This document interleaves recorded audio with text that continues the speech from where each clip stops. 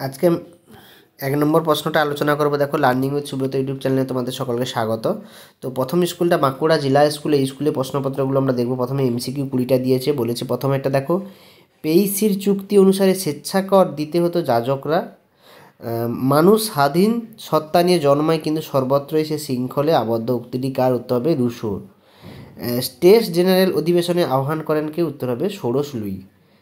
পাদুয়ার ঘোষণা জারি করা হয় কত সালে? 6ই জুলাই 1791 খ্রিস্টাব্দে। ওয়ার অ্যান্ড পিস উপন্যাসটি লেখককে? না, টলস্টয়, লিও টলস্টয়। কোন নেপোলিয়ন রচনা করেন? কজন? 4জন মিলে কোন নেপোলিয়ন রচনা করেন? টিলসিটের সন্ধি স্বাক্ষরিত হয় কত সালে? না, 1807 সালে। চতুর্থ শক্তিজোট গঠিত হয়েছিল কোথায়? কত সালে? 1813 খ্রিস্টাব্দে। লুডাইট দাঙ্গায় নেতৃত্ব দেন নেড লুট। আর সম্পত্তি রাষ্ট্রীয়করণ, এটা হচ্ছে করণকে কী বলে? সাম্যবাদ। ঠিক আছে, সাম্যবাদ। এরপরে প্রশ্ন দেখো, যে কনস্ট্যান্ট অফ ইউরোপ স্থায়ী হয়েছিল কত বছর? 20 বছর। ঠিক আছে, স্থায়ী হচ্ছে কত বছর? 20 বছর। তারপরে দেখো 12 দাগের এমসিকিউটা বলেছে, দেখো প্রথম রেলপথ স্থাপিত হয় কোন দেশে? না, ইংল্যান্ডে। রাশিয়া লিগ অফ নেশন ইস্তফা দেয় 1939 খ্রিস্টাব্দে। তারপরে বলেছে দেখো, কোন দেশে ল্যান্ড লিজ অ্যাক্ট অনুসারে যুদ্ধাস্ত্র সরবরাহ করা হয়? উত্তর হবে আমেরিকান যুক্তরাষ্ট্র। ডি ডে পালিত হয় কত সালে? 1944 সালে 6ই জুন। দ্বিতীয় বিশ্বযুদ্ধের সময় মার্কিন রাষ্ট্রপতি কে ছিলেন? না, ফ্রাঙ্কলিন ডিলেনো রুজভেল্ট। হ্যাঁ, রুজভেল্ট বললেও হয়, শুধু রুজভেল্ট বললেও হয়। লিগ অব নেশনের কার্যালয় কোথায় অবস্থিত? উত্তর হবে সুইজারল্যান্ডের জেনেভায়। লিগ অব নেশনের প্রথম মহাসচিব কে ছিলেন? Eric Drummond. সম্মিলিত জাতিপুঞ্জের প্রতিষ্ঠার প্রথম ধাপ কি? উত্তর হবে আটলান্টিক চার্টার। জাতিপুঞ্জের নিরাপত্তা পরিষদের স্থায়ী সদস্য সংখ্যা কয়টি? 5জন হচ্ছে স্থায়ী সদস্য। তারপর দেখো এসএকিউ প্রশ্ন বলেছে, দ্য রাইড অফ ওমেন কে রচনা করেন? এটা কী হবে? অলিম্পা দ্য গুচ কে রচনা করেন? এটা হচ্ছে নেপোলিয়নকে দ্বিতীয় জাস্টিন বলা হয়, কেন? নেপোলিয়ন জাস্টিনের মতন আইন সংহিতা রচনা করেছিলেন। ঠিক আছে, এটা তোমরা আর ডায়মারিনে 98 পেজে পেয়ে যাবে। এই যে এইটা, the ride of women. ক্রুডা Telegram কি? এটা হবে রায়মানের সহায়িকায় 229 নম্বর পেজে নতুন সহায়িকা। ইউনেস্কোর কথার অর্থ, এটাও পেয়ে যাবে 383 নম্বর পেজে। এরপর দেখো সত্য মিথ্যাগুলো দিয়েছে, আমরা করব। ফ্রান্সের রাজারা ঐশ্বরিক মতবাদে বিশ্বাস ছিলেন, এটা সঠিক। ইউরোপের 13টি জাতিরাষ্ট্র মিলে লিপজিকের যুদ্ধ, এটাও সঠিক। শিল্প বিপ্লব ও ঔপনিবেশিক সাম্রাজ্য বিস্তার কারণ প্রথম বিশ্বযুদ্ধ, এটাও সঠিক। সম্মিলিত জাতিপুঞ্জের স্থায়ী সদস্য ছাড়া অন্য কেউ ভোট ক্ষমতা প্রয়োগ করতে পারেন, এটাও সঠিক। তারপরে যে কুয়েসনে হলেন একজন ড্যাশ ফিজিওক্রাফ্টপন্থী, তাই না? তাই নেপোলিয়ন মারা যান সেন্ট হেলেনা দ্বীপে 1870 সালে। 70 থেকে 1914 খ্রিস্টাব্দ সময়কালকে বলা হয় সশস্ত্র শান্তির যুগ। জাতিসংঘের জনক কে? Woodrow Wilson. জাতিসংঘের জনক কে ছিল? Woodrow Wilson.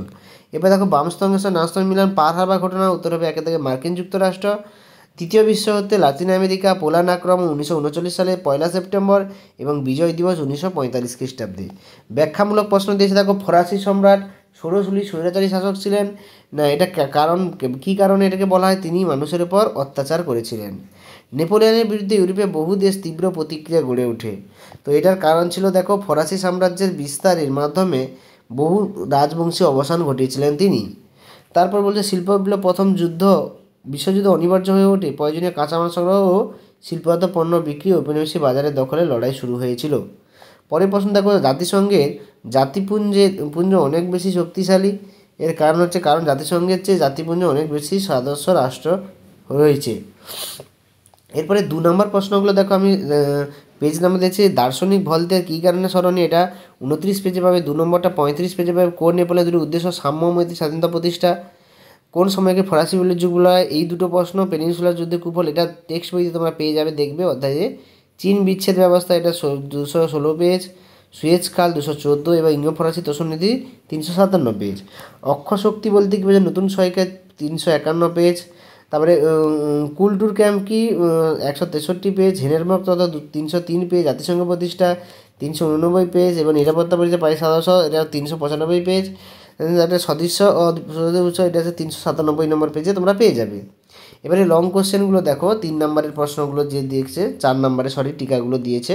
তো তার প্রত্যেকটা পেজের মধ্যে আছে ভিয়েনা সম্মেলনের ত্রুটি 140 পেজ, 2 দাগেরটা 43 পেজ, এটা 36 পেজ, 86, 91, এরকম পরপর পেজ নাম্বারগুলো তোমরা দেখে নাও, আমি এখান থেকে দেখিয়ে দিচ্ছি আর বলছি না। এবং লং কোশ্চেন যেটা 8 নম্বরের প্রশ্ন, প্রত্যেকটা পেজ নাম্বার তোমরা অবশ্যই দেখতে পেয়েছো, এখান থেকে দেখে নেবে। এবং লং কোশ্চেন যে 8 নম্বরে 3টে দিয়েছে, এখানে লং কোশ্চেন আর পেজ নাম্বার দেওয়ার দরকার নেই, কারণ এগুলো তোমরা ইজিলি খুঁজে পাবে, টেক্সট বইতেও পাবে, সহায়িকা বইতে। কারণ 8 নম্বরের প্রশ্ন এমন কোথাও থেকে দেবে না যে টেক্সট বই বাইরে হয়ে যেতে পারে। যে প্রশ্নগুলো সমস্যা থাকবে, হয়তো খুঁজে পাচ্ছ না সহায়িকায় বা পেজ নাম্বার দেওয়া ঠিক হয়নি, সেগুলো আমাকে কমেন্টে জানাবে, আমি অবশ্যই সেগুলো সহজে সমাধান করে দেবো। সকলকে ধন্যবাদ, দেখা আছে 2 নম্বর প্রশ্ন সেটে।